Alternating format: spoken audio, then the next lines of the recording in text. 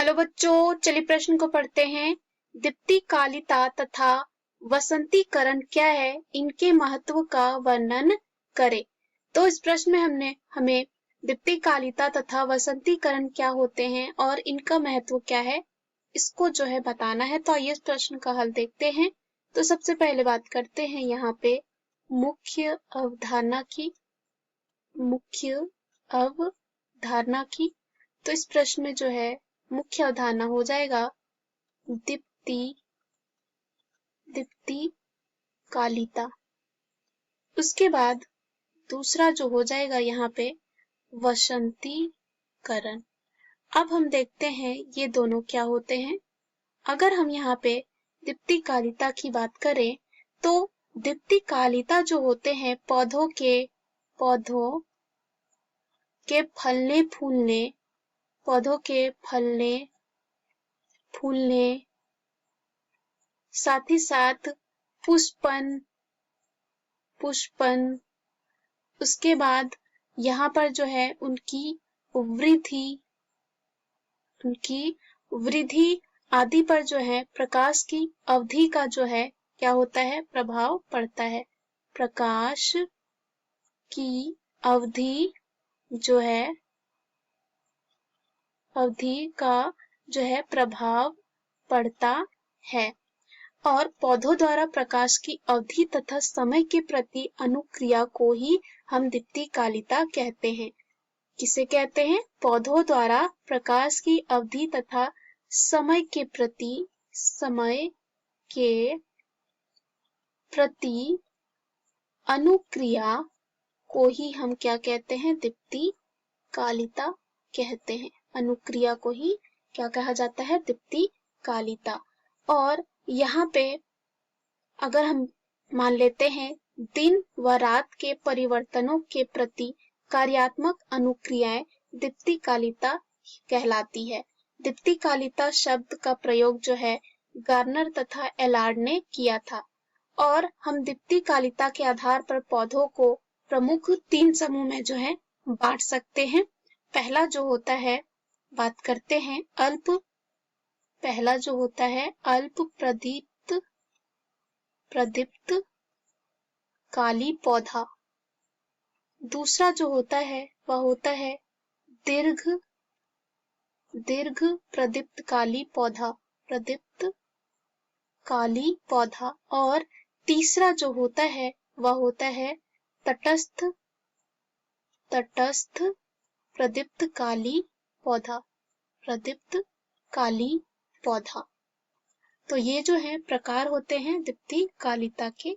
और हम अगर बात करें कि अल्प प्रदीप्तकाली पौधों को मिलने वाली प्रकाश अवधि को कम करके और दीर्घ प्रदीप्तकाली पौधों को अतिरिक्त प्रकाश अवधि प्रदान करके हम क्या करवा सकते हैं? पुष्पन जल्दी करवा सकते हैं। उसके बाद यहाँ पे अगर हम बात करते हैं वसंतीकरण क्या होती है और यहाँ पे इसके महत्व की बात करें तो वसंतीकरण क्या होती है? कायिक जो शीर्षस्थ या जिसे हम कक्षस्थ कालिका उपयुक्त प्रकाश अवधि प्राप्त होने पर ही पुष्प कलिका में परिवर्तित होता है और बोल सकते हैं कलिका में रूपांतरित होती है। और यह जो परिवर्तन होता है एक हार्मोन इसमें मदद करता है। हार्मोन का नाम होता है फ्लोरिजन। और अगर हम बात करें कि फ्लोरिजन हार्मोन इसी के कारण होता है जो दिन और रात्रि के अंतराल के कारण यह बनता है। और वसंतीकरण कम तापमान में और कह सकते हैं कि कम तापमान और तापकाल में पुष्पन की क्रिया को प्रोत्साहित करता है और प्रोत्साहन करता है। इसी को हम वसंतीकरण कहते हैं। और कुछ पौधों में पुष्पन गुणात्मक या मात्रात्मक तौर पर कम तापक्रम में अनावृत होने पर निर्भर करता है और इसी गुण को हम वसंतीकरण कहते हैं। उसके बाद वसंतीकरण जो है उसका शब्द सबसे पहले टीडी लाइसेंको ने किया था। गेहूं की शीत प्रजाति गेहूं की शीत प्रजाति को वसंत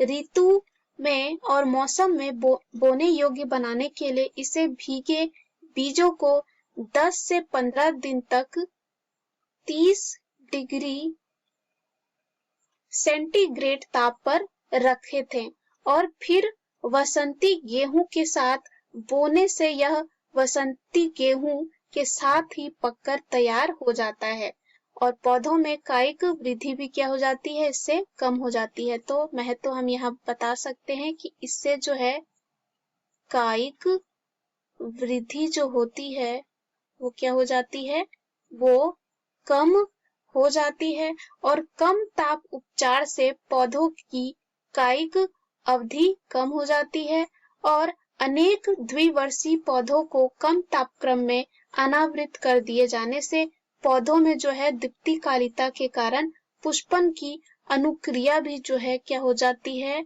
अनुक्रिया भी जो है क्या हो जाती है, बढ़ जाती है। तो ये सब जो है महत्व है वसंतीकरण के।